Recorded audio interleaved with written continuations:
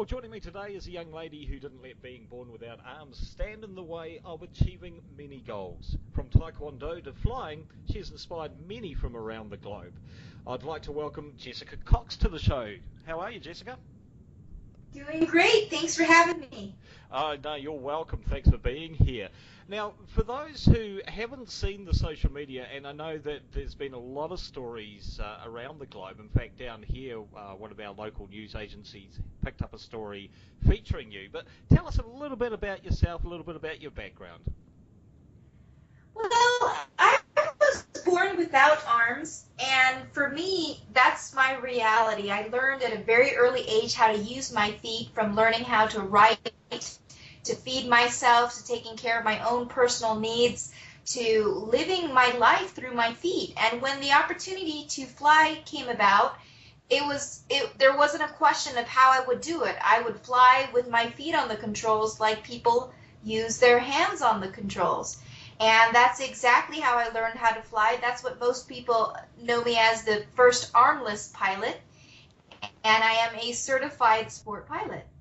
Fantastic. Now, at what point did you decide I want to do that? Was it at an early age or was it a bit later on? It was actually probably at an early age, I believe, is when I planted the seed. And I was on the playground as a 6-year-old, frustrated and angry about the limitations that I had. I didn't have the opportunity to climb up the slide like most of the other children because the playground monitors were afraid that I would fall back if I had no way to hold on the ladder up the slide. And so I felt as though I was being grounded, and I sat on the swings and envisioned flying high above the playground. I think that planted the seed as a 6-year-old.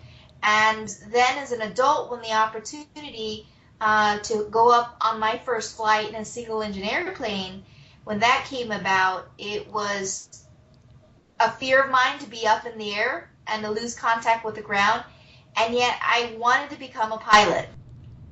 So that first flight, how did it make you feel? I mean, as you said, it was a fear to start with, being above everything, but did you get that sense of freedom that you hadn't had? Yes, it was. It was freeing. It felt very enjoyable to be up behind the controls. It's a different experience, I think, to see the controls in front of you and understand how this airplane is being flown versus being a passenger.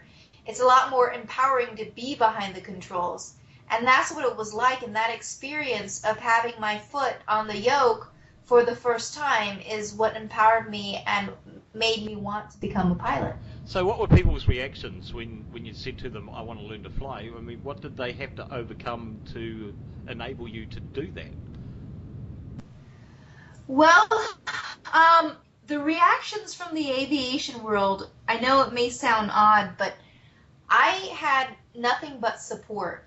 And when people heard that I could drive a car with my feet, that I had a black belt in Taekwondo, I was a college graduate, I believed that they had faith in the fact that I could become a pilot. And every pilot that was, I mean, maybe they weren't always thinking the same positive thoughts as others, but in my experience, all that was vocalized was support and encouragement. Maybe there were doubts in the minds of many people. I mean, we had a couple incidences with insurance, and that was through my first flight instructor. But I think it was something I would say I received more support and encouragement from the flying community.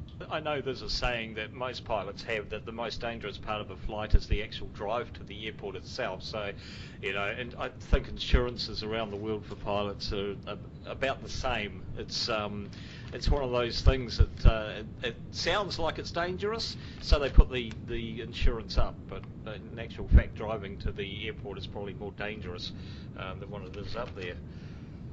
I agree. So you were into the flying, you're on your way to becoming a pilot. You bought yourself an aircraft. What kind of aircraft was it, and did you need to make any alterations to it? Was it modified in any way?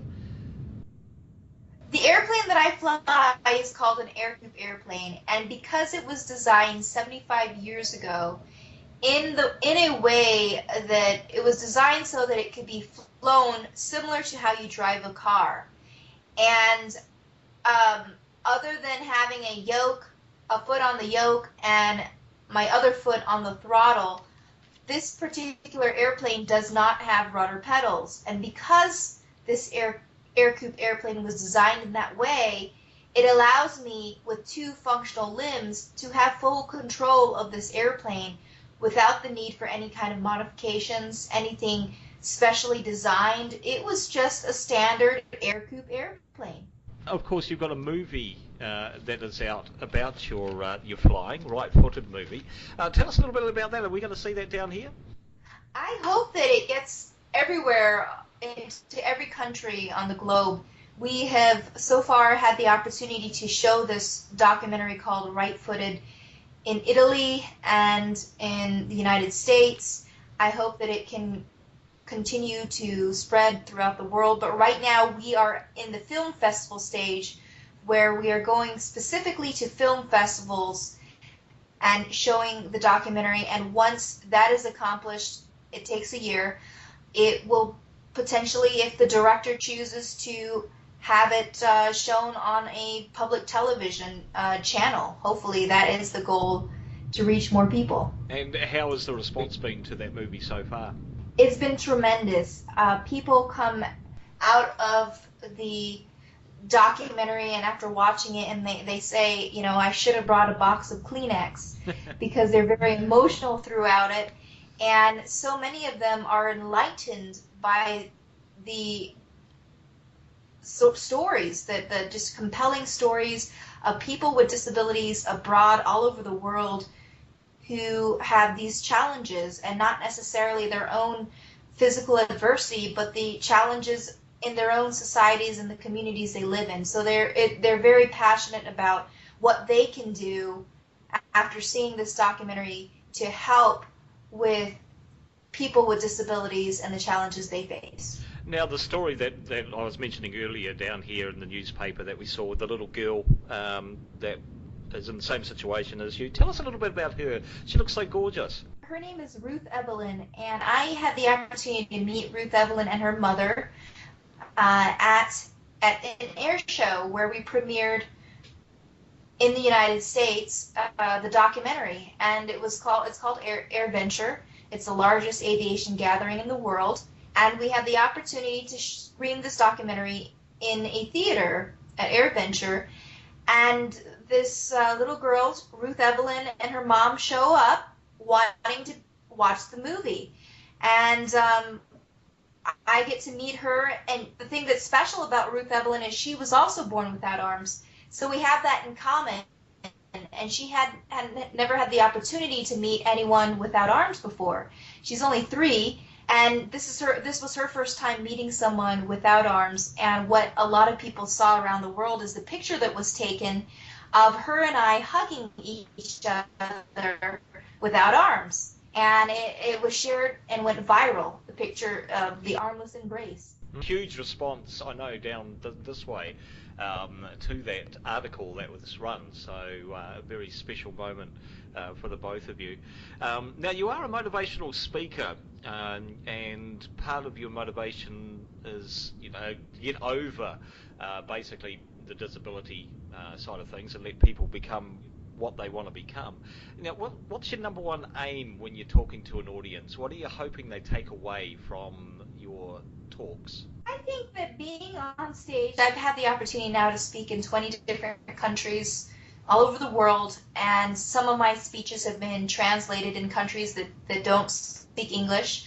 And it's been a wonderful opportunity over the last 10 years to speak and share my story and my message and use aviation in a way that inspires so many people.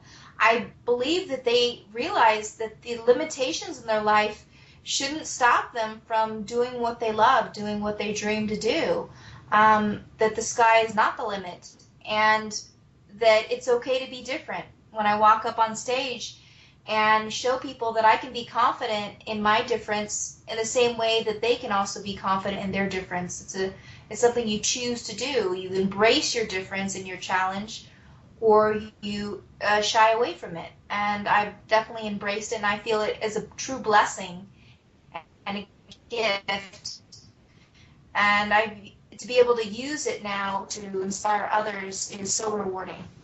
And you've also just had a book come out, Disarm Your Limits. Is that available worldwide? And tell us a little bit about that book. Disarm Your Limits is my first book. It's a self-help book, and I talk about 8 different principles that have helped me get through my own personal challenges, and I share them in a way that I help others and the reader reflect on their own challenges in life. And it's a flight formula to lift you to success and propel you to the next horizon. And I use the flight formula for straight and level flight, and I use it as a metaphor for helping others apply these different principles throughout the book to achieving all their goals in their own life. Where can we get hold of it? Is it available online or?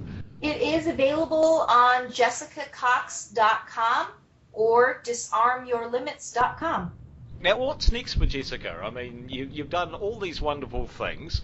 You've got your scuba diver certification. You are in the American Taekwondo Association and a certified training instructor there. Goodwill Ambassador for Handicap International. You fly. You must have such a busy life. Every day is exciting, and definitely there isn't a dull moment. Tomorrow I'm going to go out and experience and watch some high performance driving, so who knows, that might be next.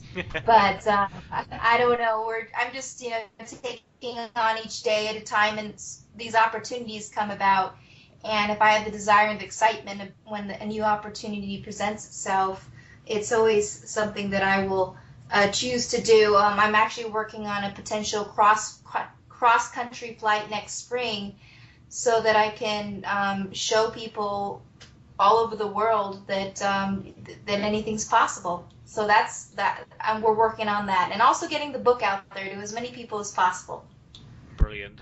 So when are we going to see you down under? Well, whenever the invitation comes. I had the opportunity at one point to go out there, but I would absolutely love any invitation to be out there. I hear it's beautiful. Well, we'll make sure that when you do, we get you airborne and fly over this beautiful country. Yes, please. I would love to. Well, once again, thanks for joining me this morning in your busy schedule, or shall I say today, in your busy schedule. And it really is an inspiration to see just how far you've come and what you've done, and you continue to inspire not just pilots, but people from right around the globe. And for those who are not familiar with Jessica, I urge you to get onto her Facebook page and her website and have a read up and support what she's doing around the world. So thanks, Jessica. It's been an absolute pleasure. Thank you. Blue skies. Take care.